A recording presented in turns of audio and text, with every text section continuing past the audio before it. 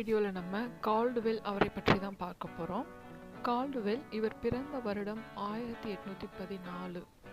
இவர் 1891 வரை வாழ்ந்தார்.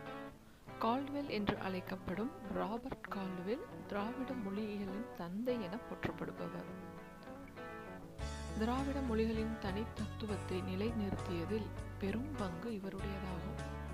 1841 குரு பட்டம் பெற்று திருநெல்வேலி சென்று அங்கே இடையன்குடி என்னும் ஊரில் தங்கி 50 ஆண்டுகள் தமது மதப்பணியுடன் சேர்ந்து தமிழ் பணியும் செய்தார்.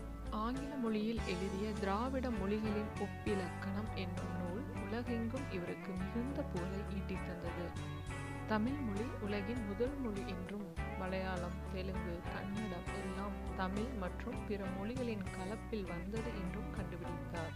அதனால் இம்மொழிகளை எல்லாம் ஓரினத்தைச் சேர்ந்தவை என்பதை இந்நூல் மூலம் ஒப்ப விளக்கிச் சொன்னார்.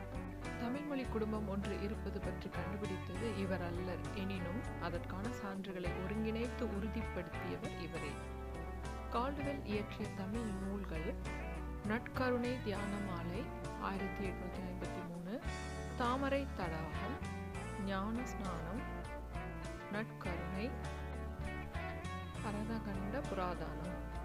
தான் சார்ந்த மொழிகளை முழுமையாக அறியாதவர்களுக்கு மத்தியில் அறிந்து கொள்வதற்கும் தெரிந்து கொள்வதற்கும் ஆர்வம் மட்டுமே அடிநாதம். அந்த நாதமானது எத்தனை கடின பயணங்களையும் சரியான பாதைகளாக மாற்றும் என்பதில் உறுதி கொண்டவர் கால்டுவெல்.